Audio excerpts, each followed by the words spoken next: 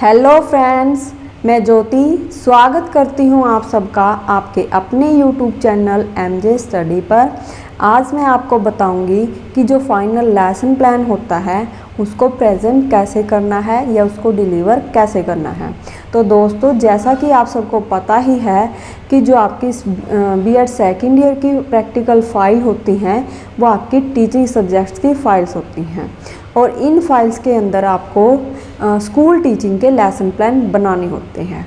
तो दोस्तों, इस फाइल के अंदर जो आपके लेसन प्लान बनते हैं वो आप किसी ना किसी तरीके से कंप्लीट कर लेते हो। जैसे कि जैसे क्या होता है, आप किसी स्टूडेंट्स की फ़ाइल लेके उसमें से कॉपी करके उस फाइल को कंप्लीट कर लोगे या किसी की हेल्प लेकर उस फाइल को कंप्लीट कर लोगे, या फिर कई बार क्या होता है कि हम अपनी फ़ाइल किसी और से बनवा लेते हैं। या इसके अलावा भी जैसे अगर मार्केट में हमें बनी बनाई फ़ाइल मिल रही है तो हम वहाँ से भी उसको परचेज कर लेते हैं। लेकिन हमें प्रॉब्लम कहाँ आती है कि जब कोई बाहर से एग्ज़ामिनर हमारी प्रैक्टिकल लेने आता है तो हमें यही नहीं पता होता कि लेसन प्लान को प्रेजेंट कैसे करना है या डिलीवर कैसे करना है। अगर आप अपने लेसन प्लान को अच्छे से प्रेजेंट नहीं कर पाए तो इसका इफ़ेक्ट आपके मार्क्स के ऊपर पड़ेगा। तो दोस्तों, आज की इस वीडियो में मैं आपको यही बताने वाली हूँ कि जो लेसन प्लान है उसको आपको प्रेजेंट कैसे करना है और किन किन बातों का ध्यान रखना है। तो इस वीडियो को अंत तक ज़रूर देखिएगा और मेरे चैनल को सब्सक्राइब कर दीजिएगा। तो दोस्तों, सबसे पहले मैं आपको ये बता देती हूँ कि जो बीएड सेकेंड ईयर के अंदर आपकी कौन कौन सी प्रैक्टिकल फाइल्स होती हैं, कितनी होती हैं और कितने मार्क्स की होती हैं। तो दोस्तों, जो आपके बीएड सेकेंड ईयर के अंदर है जो आपकी 3 प्रैक्टिकल होती हैं। 3 प्रैक्टिकल में आपकी जो 2 प्रैक्टिकल होती हैं वो आपकी टीचिंग सब्जेक्ट की होती हैं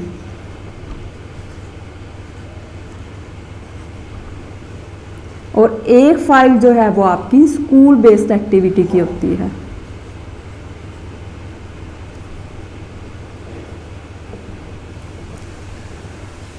अब जो स्कूल बेस्ड एक्टिविटी होती है उसके अंदर आपको क्या करना होता है कि जिस स्कूल में आपकी टीचिंग प्रैक्टिस लगी है तो उस स्कूल में आपकी जो 16 वीक्स की टीचिंग प्रैक्टिस लगती है उससे का आपका क्या एक्सपीरियंस रहा, क्या टेस्ट लिए, क्या एक्टिविटी वहाँ पर हुई, वो सारी डाटा इसके अंदर लिखना पड़ता है। ठीक है, तो ये फाइल तो होगी हमारी स्कूल बेस से संबंधित। अब जो 2 फाइल होती है हमारी 2 टीचिंग सब्जेक्ट्स की, तो ये होती है हमारे टीचिंग सब्जेक्ट। आपके पास बीएड के अंदर जो भी 2 टीचिंग सब्जेक्ट्स होंगे ये उसी सब्जेक्ट्स की फाइल बनती हैं। अब जो ये फाइल्स होती हैं जो 2 टीचिंग सब्जेक्ट की होगी, एक स्कूल बेस्ड वाली, जो आपकी टीचिंग सब्जेक्ट की होगी फाइल वो होगी आपकी 100 नंबर की। अब इस 100 नंबर में से आपके 80 मार्क्स तो होते हैं आपके एक्सटर्नल, यानी जो बाहर से एग्जामिनर आता है वो आपके मार्क्स लगाएगा 80 में से, और 20 मार्क्स होते हैं आपके इंटरनल, यानी आपके स्कूल टीचर द्वारा आपकी इंटरनल असेसमेंट लगाई जाती है। तो ये 2 टीचिंग फाइल होगी वो भी इस तरह से होती हैं। और एक होती है आपकी स्कूल बेस्ड वाली, ये होती है आपकी 50 मार्क्स की। इसके अंदर आपका जो एग्ज़ामिनर है 30 मार्क्स में से आपके मार्क्स लगाएगा और प्लस 20 आपकी होती है इंटरनल। इसमें आपके टीचर आपकी इंटरनल असेसमेंट लगाएंगे। तो ये इस तरह से होती है, यानी आपकी जैसे एक फाइल 100 नंबर की होगी टीचिंग वाली, सॉरी ये यहाँ पर ना 1 टीचिंग फाइल, यानी एक टीचिंग फाइल आपकी 100 नंबर की हो जाएगी तो 2 टीचिंग फाइल आपकी 200 नंबर की होगी और 50 नंबर की ये, यानी टोटल कितने हो गए 250। यानी दोस्तों आपको 250 नंबर गेन करने पड़ते। 250 नंबर अगर आप अच्छे से गेन करोगे, यानी अपने लेसन प्लान को अच्छे से प्रेजेंट करके इन नंबरों को अच्छे से गेन कर लेते हो तो आपकी जो फाइनल मार्क्स होते हैं वो आपकी परसेंटेज को बढ़ा सकते हैं। तो दोस्तों, आपको लेसन प्लान यहाँ प्रेजेंट करने के लिए एक ऐसा टॉपिक चूज़ करना पड़ेगा जो आप अच्छे से बोल सकते हो, अच्छे से प्रेजेंट कर सकते हो। उसके लिए आपको क्या करना पड़ेगा, जैसे पेज होते हैं असाइनमेंट के पेज, उनके ऊपर या फिर आपको पतली सी कोई फाइल मिल जाएगी, उसके अंदर आपको एक लेसन प्लान बना लेना है। अब लेसन प्लान का स्ट्रक्चर क्या होगा, इसके ऊपर भी मैंने एक वीडियो बना रखी है। वो वीडियो आप मेरे डिस्क्रिप्शन बॉक्स में उसका मैं लिंक डाल दूंगी, आप वहाँ से उस वीडियो को देख लेना और उस स्ट्रक्चर के अकॉर्डिंग ही आप अपना लेसन प्लान तैयार कर लेना। तो दोस्तों, जब आपका अपना लेसन प्लान तैयार करोगे तो उसके बाद आपने क्या करना है, उस पतली सी फाइल को लेके, जैसे आपको जो एग्जामिनर आता है वो आपके क्लासरूम में भेज देगा। क्लासरूम में जाने के बाद वो फाइल्स आपने पीछे रख देनी है या फिर आप अपने आगे रखोगे, यानी उसमें से आपको कुछ नहीं देखना है। तो सबसे पहले आप क्या करोगे, जब आप क्लास में एंटर करोगे तो आपने सबसे पहले स्टूडेंट्स को गुड मॉर्निंग बोलना है। गुड मॉर्निंग बोलो, अगर गुड आफ्टरनून है तो गुड आफ्टरनून बोल दो। तो इससे क्या होता है कि स्टूडेंट्स और टीचर के बीच एक अच्छी कनेक्टिविटी वहाँ पर हो जाती है। सबसे पहले हम गुड मॉर्निंग बोलेंगे, फिर वहाँ जाके क्लासरूम में हमारे सबसे पहला काम क्या होता है, ब्लैक बोर्ड के ऊपर हमारी सारी डिटेल लिखना। अब ब्लैक बोर्ड के ऊपर हम सारी डिटेल कैसे लिखते हैं, जैसे यहाँ पर एक होता है, जब आप लेसन प्लान बनाओगे तो उसके अंदर भी ये चीज़ें आपकी लिखी जाती हैं। पीटीज रोल नंबर, आपका रोल नंबर क्या है। जो यहाँ पर रोल नंबर लिखा जाता है वो आपका यूनिवर्सिटी का रोल नंबर होता है, क्योंकि उसी से आपकी पहचान है। ठीक है, उसके बाद आता है जैसे आपका पीटीज रोल नंबर के बाद आपका सब्जेक्ट क्या है,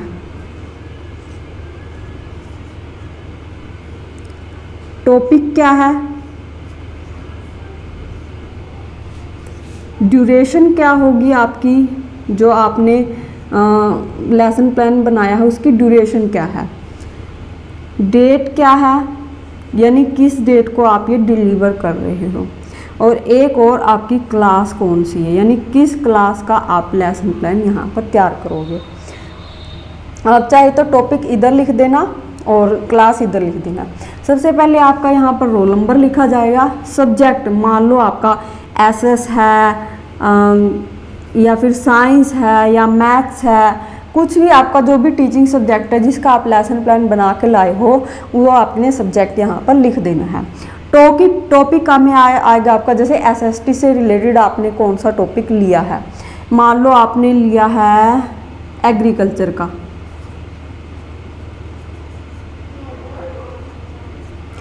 अब ड्यूरेशन जो आपके फाइनल लेसन प्लान की ड्यूरेशन होती है, या तो होती है 35 मिनट्स या होती है 40 मिनट्स, यहाँ पर आपने लिख देना है। अब डेट, यहाँ पर जिस डेट को आपने लेसन प्लान डिलीवर करना है वो डेट डाल देना। क्लास जैसे 7th होगी, 7th को आप पढ़ा रहे हो, 8th को पढ़ा रहे हो, 9th 10th, जिस भी क्लास का आप लेसन प्लान यहाँ डिलीवर करना चाहते हो वो क्लास यहाँ पर लिखी जाएगी। उसके बाद आपने क्या करना है, मतलब एक बात और दोस्तों, कि जो आप ये चीज़ें लिखोगे, अगर आपका जो आपके लैंग्वेज सब्जेक्ट हैं, मान लो आपके पास टीचिंग सब्जेक्ट हिंदी है तो आप ये चीज़ भी हिंदी में लिखोगे। ठीक है, अगर आपके पास टीचिंग सब्जेक्ट इंग्लिश है तो ये चीज़ आप इंग्लिश में लिखोगे। अगर आपके पास टीचिंग सब्जेक्ट पंजाबी है तो पंजाबी में। इस तरह से मतलब जो भी आपकी लैंग्वेज सब्जेक्ट है ये उसी लैंग्वेज में ये चीज़ लिखी जाती है। बाकी इसके अलावा जो भी आपके जैसे एसएस हो गया, साइंस हो गया, मैथ हो गया, इकोनॉमिक्स, कॉमर्स, जो भी है, इसके अलावा आपके टीचिंग सब्जेक्ट्स हैं उसमें आप किसी भी लैंग्वेज का यूज़ कर सकते हो। मतलब हिंदी मीडियम में लिख दो या इंग्लिश मीडियम में, उससे कोई फ़र्क नहीं पड़ता, लेकिन सिर्फ जो आपके लैंग्वेज सब्जेक्ट हैं वो उसी लैंग्वेज में यहाँ पर लिखे जाते हैं। तो जैसे आप ये सब लिख दोगे तो उसके बाद दोस्तों आपने क्या करना है, बच्चों की पीके टेस्टिंग करनी है। आप पीके टेस्टिंग कैसे करेंगे कि यानी आपने प्रीवियस नॉलेज उनकी जाननी है। पीके टेस्टिंग होती है प्रीवियस नॉलेज, यानी उनको पहले से क्या क्या चीज़ें पता है। अब मैं आपको उदाहरण दे के बता दूं कि जैसे मैं टॉपिक तो पढ़ा रही हूँ एग्रीकल्चर का, अब मैं इस टॉपिक के ऊपर बच्चों को लेकर कैसे आऊँगी। 1-2 क्वेश्चन मैं ऐसे पूछ लूँगी नॉर्मली से जो उनको पता होंगे। जैसे उदाहरण देती हूँ मैं, जैसे स्टूडेंट से आप क्वेश्चन पुट करोगे कि हम कहाँ रहते हैं या हम किस देश में रहते हैं। ठीक है। कहीं अगर आप ये क्वेश्चन पुट करोगे कि हम कहाँ रहते हैं, क्या अब तक मोस्टली क्वेश्चन ये आंसर दे बच्चे हैं जो वो ये आंसर दें कि हम धरती पर रहते हैं या फिर हम इस गांव में रहते हैं, इस तरह से। तो आप जो क्वेश्चन बनाओगे वो सटीक होना चाहिए कि आपका एक ही आंसर वहाँ पर निकल के आए। जैसे आप किस देश में रहते हो, तो एक ही आंसर निकल के आएगा, इंडिया या भारत, ठीक है। तो इसके बाद आपका सेकंड क्वेश्चन क्या होगा कि भारत के अंदर ज़्यादातर लोग किस व्यवसाय के अंदर लगे हुए हैं। तो मोस्टली जो है 70% जो लोग हैं वो क्या है, भारत के अंदर कृषि में लगे हुए हैं, यानी एग्रीकल्चर वहाँ पर आपका आंसर निकल के आएगा। यानी कृषि के अंदर ज़्यादातर लोग इसमें व्यवसाय में लगे हुए हैं। तो उसके बाद आपका थर्ड क्वेश्चन क्या होगा कि बताओ कृषि होती क्या है, यह किस तरह से की जाती है। आपका ऐसा कोई आंसर कोई क्वेश्चन होगा जो आपके एग्रीकल्चर से रिलेटेड हो और उसका आंसर बच्चे जल्दी से ना दे पाएँ। तो ये क्या है, आपके जो लेसन प्लान को बहुत अट्रैक्टिव बना देगा। एग्जामिनर भी ये सोचने पर मजबूर हो जाएगा कि आपने लेसन प्लान बहुत अच्छे से तैयार किया है, वो भी आपके लेसन प्लान को देखकर बहुत ज़्यादा अट्रैक्टिव होगा। तो जब आप ये क्वेश्चन पुट कर दोगे और बच्चे ये आंसर नहीं दे पाएंगे, तो उसके बाद आपने क्या करना है, अपने टॉपिक की अनाउंसमेंट करनी है। उसमें क्या करना है कि आप ये बोलोगे कि डियर स्टूडेंट्स, आज मैं आपको कृषि से रिलेटेड टॉपिक जो है डिटेल में करवाऊंगी। आप आशा है आप उसे ध्यानपूर्वक सुनेंगे, ठीक है। तो उसके बाद क्या है, आप अपना टॉपिक अनाउंस करके या तो आप इस टॉपिक को पहले लिख दो या फिर आप जब अनाउंस कर देते हो तो उसके बाद इस टॉपिक को यहाँ पर लिख दोगे। उसके बाद क्या करना है, आप अपने लेसन प्लान को डिलीवर करना स्टार्ट करोगे। जब यहाँ पर डिलीवर करोगे तो सबसे पहले आप जैसे एक सीक्वेंस में हर एक चीज़ चलती है उस चीज़ को वहाँ पर पढ़ाते जाओगे, और जो चीज़ आप पढ़ाओगे वो विद एग्जाम्पल वहाँ पर आपको पढ़ानी है ताकि बच्चे उस चीज़ को समझ सके, या फिर बच्चों से कोई क्वेश्चन वहाँ पर पुट कर लेना है जो चीज़ बच्चे वहाँ पर जानते हो।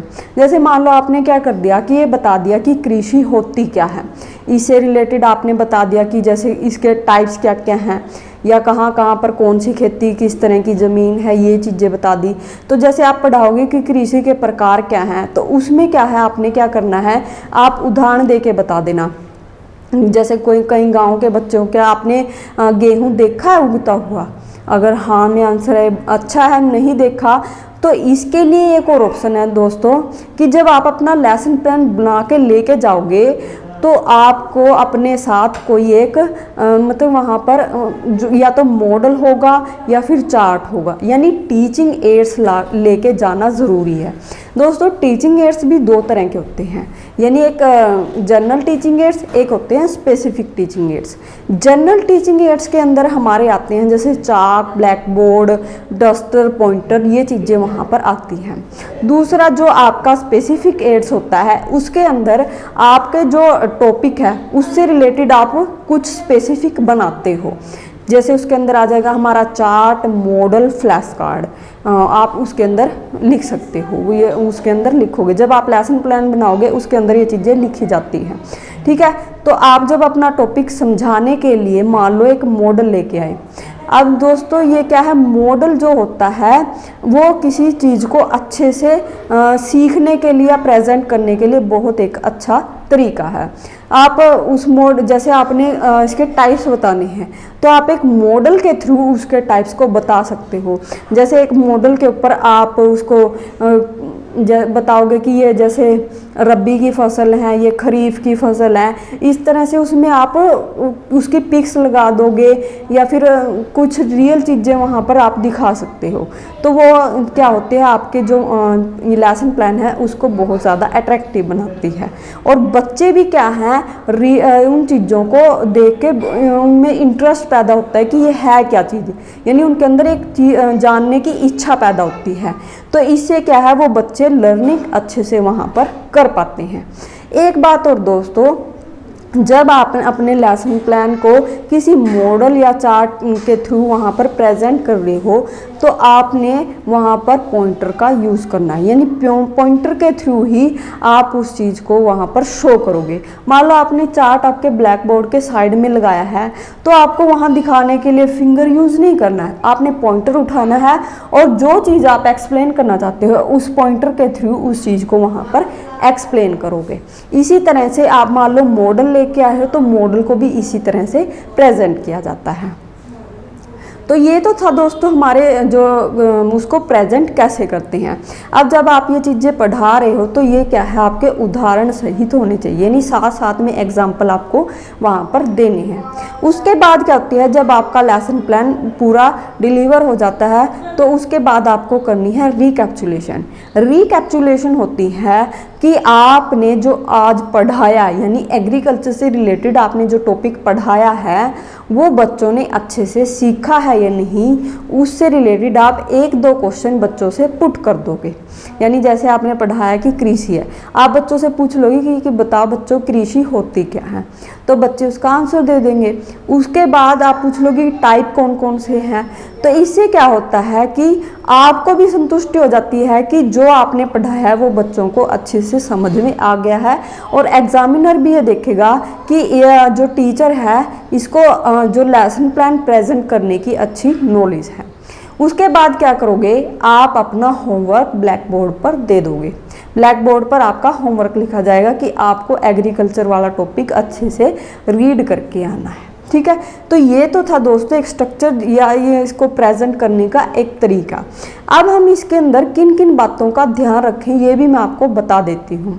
सबसे पहले आप जब क्लासरूम में आओगे तो सबसे पहले क्या करना है, आपको गुड मॉर्निंग या गुड आफ्टरनून बच्चों को बोलना है, ये बहुत ही महत्वपूर्ण चीज़ है। उसके बाद आपका जो लेसन प्लान होता है वो जैसे एग्जामिनर अगर पीछे से आ रहा है तो पीछे वाले बेंच पर आपने रख देना है। दूसरा, जब एग्जामिनर आपके क्लासरूम में एंटर करना है तो आपको उसकी तरफ बिल्कुल भी ध्यान नहीं देना, क्योंकि अगर हम एग्जामिनर की तरफ देखेंगे तो इससे क्या होता है, हम अपने जो टॉपिक है उसको पढ़ाने में उतना इंटरेस्ट नहीं दिखा पाते। हमारा ध्यान जो है सिर्फ एग्जामिनर की तरफ होगा कि वो कर क्या रहा है, तो आपको उसको बिल्कुल इग्नोर करना है, वो चाहे कुछ भी करे। ठीक है, आपने सिर्फ वो जो फाइल आपने लेसन प्लान तैयार किया है वो आपने पीछे रख देना है। दूसरी बात, अगर आपको लग रहा है कि एग्जामिनर आपके क्लासरूम में मान लो पहले ही आ गया, जैसे आप कृषि का टॉपिक पढ़ा रहे हैं, तो इसमें क्या करना है, आप जब जो मॉडल या चार्ट बना के लेके आए हो तो ये मान लो आप ये बता रहे बच्चों को कि कृषि क्या होती है, तो आप उस चीज़ को फटाफट से बताकर जब एग्जामिनर क्लासरूम में हो तो आपने मान लो टाइप्स के आपने चार्ट बनाए हैं, तो टाइप्स के बारे में आपने एक्सप्लेन करना शुरू कर देना है और उसको अच्छे से डिटेल में बच्चों को बताना है, जैसे पॉइंटर के थ्रू कि ये इस तरह की फसल है, ये इस तरह की फसल है, आप उसको अच्छे से वहाँ पर एक्सप्लेन करोगे। क्योंकि एग्जामिनर को अगर आपका मॉडल ऐसे ही रखा रहा और आप किसी और चीज़ के बारे में एक्सप्लेन कर रहे हो और एग्जामिनर वहाँ से चला गया तो आपके मॉडल का वहाँ लाने का कोई फ़ायदा ही नहीं होता। ठीक है, एक बात और दोस्तों, अगर आप कोई प्रैक्टिकली चीज़ क्लासरूम में लेके आते हो, जैसे मॉडल की जगह कोई प्रैक्टिकली वर्क वहाँ पर करवाते हो, तो वो क्या है, वो बहुत ही ज़्यादा इंटरेक्टिव होता है, एग्जामिनर के ऊपर उसका प्रभाव बहुत ज़्यादा पड़ेगा, और ये प्रभाव अगर एग्जामिनर के ऊपर पड़ गया तो वो आपके मार्क्स भी अच्छे लगा देगा। एक बात और दोस्तों, ये जो प्रैक्टिकल्स होते हैं, मान लो आपने कोई प्रैक्टिकली वर्क करवाना है, मोस्टली साइंस वगैरह के सब्जेक्ट्स में होते हैं, लेकिन आपके अंदर क्रिएटिविटी कितनी है, जैसे आप किसी भी टॉपिक के ऊपर अपना प्रैक्टिकली वर्क कितना दिखा रहे हो, ये इससे भी एग्जामिनर प्रभावित होगा। मान लो आपने एसएस का ही मैं बता रही हूँ, आपने एसएस का टॉपिक ले लिया कि दिन और रात कैसे बनते हैं, तो दिन और रात को हम प्रैक्टिकली कैसे दिखा सकते हैं, इसको क्या करोगे आप, जैसे मान लो एक गेंद ले ली वाइट कलर की, उसके एक हिस्से को हम ब्लैक कर देंगे और एक हिस्से को वाइट, और एक कैंडल की सहायता से, जैसे हम एक पार्ट में जैसे गेंद के ऊपर एक धागा बांध के और एक क्लासरूम में जैसे कैंडल को जला लिया और उसको ऊपर ये जैसे बो रखी कि जैसे ये हिस्सा है नीचे वाला, इस पर ज़्यादा रोशनी पड़ रही है, यानी जैसे सूर्य के सामने पृथ्वी आने से तो मतलब वो होती है, वहाँ पर दिन बनता है या रात बनती है, और दूसरे हिस्से में क्या होती है, रात होती है। इस तरह से क्या होता है, आप उस चीज़ को वहाँ पर अच्छे से शो कर सकते हो। ये प्रैक्टिकली वर्क हैं जो वो एग्जामिनर के ऊपर अच्छा इंप्रेशन छोड़ते हैं। तो ये एक बात और दोस्तों, जब आप ब्लैक बोर्ड, मान लो अब तो ये वाइट बोर्ड आ गए, अगर आपके क्लासरूम में वाइट बोर्ड है तो अच्छी बात है। अगर आपका ब्लैक बोर्ड है और चाक से आप लिख रहे हो और आपको कुछ चीज़ यहाँ पर इरेज करनी पड़ रही है, मान लो इसको ही इरेज करना पड़ रहा है, तो आप इसको ऐसे नीचे की तरफ इरेज करोगे ताकि जो डस्ट है चौक की वो आपके ऊपर ना गिरे। ये भी एक ध्यान देने वाली बात है।